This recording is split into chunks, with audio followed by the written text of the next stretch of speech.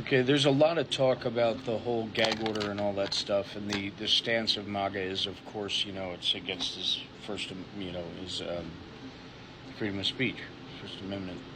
And then there's the GOP that passed a law in Congress, passed a rule, a House rule, that no one is allowed to negatively speak about Donald J. Trump or his cases on the floor of Congress, of the House of Representatives. But a gag order is silencing him, is freedom of speech. But no one's allowed to speak negatively about Donald Trump or talk about his trials in Congress, which would mean technically there can't be any hearings or anything like that questioning Donald Trump in any way, shape, or form in Congress, because that would be, automatic dismissal from your job in Congress. This is what the GOP is doing right this very second. So I don't want to hear about a gag rule where Trump very deservedly had a gag rule put on him with all these cases, because he very freely threatens the lives and attacks not only the court clerks and the family of the people who work in the court and the prosecutors and everything else, but also sends people after the witnesses themselves and the jury. Like the jury themselves get threats and everything else, and prosecutors having to move over and over and over again because of death threats and stuff. Their entire families having to move over and over and over again. And this is one of those things that just, it's so obvious and it's so there.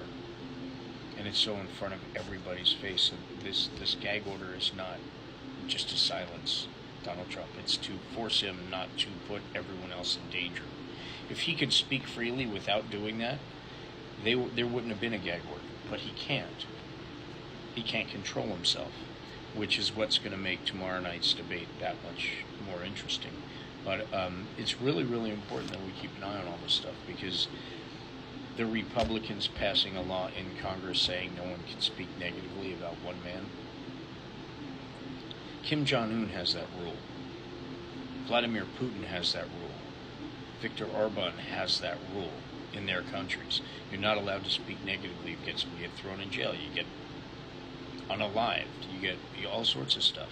When Kim Jong-un's father passed away, if he went through the city and saw that citizens weren't crying hard enough or showing remorse and sadness strong enough, they would actually take not only the person doing it, but their entire family to jail, or just put them to unalivement, all because they're not mourning the passing of Kim Jong-un's father. That is what Donald Trump is wanting. He has people walk into a room repeatedly, sit around a table with like their hands on him like he's Jesus, hairball Christ, and praise him. Like, say something nice about the boss before we get into a discussion. Say something nice about Donald, everybody. He actually had people do that. This is a president of the United States that wouldn't get out of bed until 11 o'clock in the morning. His schedule read like a kindergartner with ADD. Presidential time at 5 o'clock, so he works from 11 to 5 with an hour and a half, 2-hour lunch. Are you kidding me? And he's picking on Joe Biden, but that was actually his schedule. 11 o'clock in the morning, presidential time.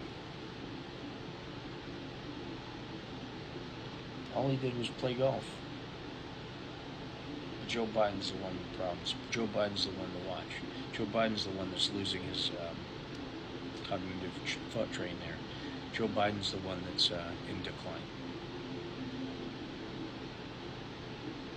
Yeah. You can't even speak negatively on the Congress floor because dictator Trump said so. He's not even in office, and they put that law into effect. Think about that, ladies and gentlemen. Is that the America you want? All you patriots, MAGA? Is that really the America you want? Are you really looking at this with both eyes open? I suggest you start, before it's too late, because they are spelling out the plans that they have for this country if Donald Trump gets into office. And a nationwide abortion ban is just the tip of the iceberg. Literally registering menstrual cycles of women with the state, with the county, allowing 12-year-olds to get married, but not allowing them to have women's health care if, God forbid, one tragedy leads them to need it. No exceptions. How is it that a party for law and order shits all over law and order? How is it a party that is so excited to see Hunter Biden get 3 guilty verdicts and happily awaiting his sentencing, and there's not one word from the Democrats going after the investigator? That was a Trump-appointed person. Going after them at all. Not one claim of the lawsuit or the charges are fake. Not one claim.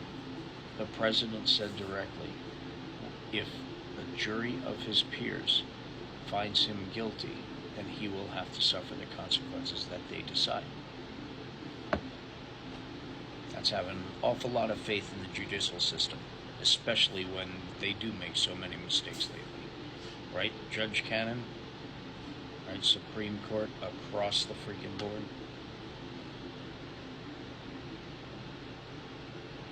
Project 2025 is going to give the President of the United States unlimited powers.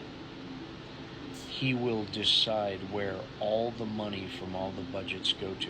Every single allocated dollar for education or for clean energy or for entitlements, for whatever, he can decide.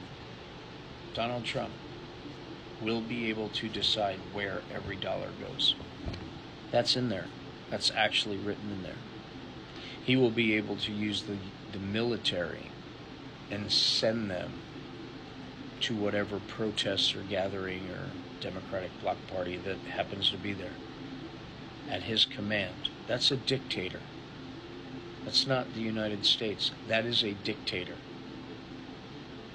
Say something nice to your Donald. Say something nice to him, then you may speak.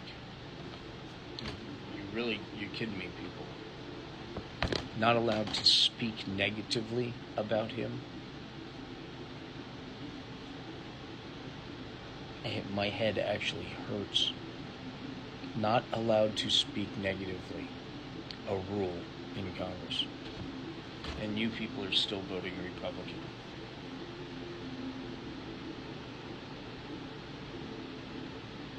This may be our last shot. I don't ask you to change sides or anything like that. I ask you to recognize simple facts that are in front of you. Whether you like them or not, recognize them, because they're right in front of you, and there's many, many examples to prove to you that they're true. So take that step, because your vote is detrimental to everybody forever. The least you can do is take that step. Research what's true and what's not. Otherwise, do not get angry and do not be on a tear that makes this world a crappier place to be because you want to prove your point, when in fact your point is jack shit. Doesn't mean a damn thing.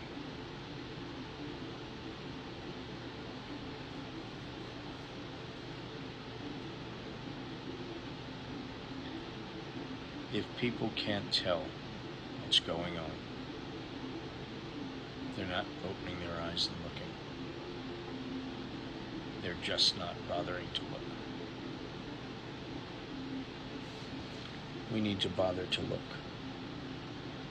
because this vote may be the last for this already great country. We got some mistakes to fix. That's it. Stay diligent, stay educated, and be kind. We are all in this together. Every single one of us.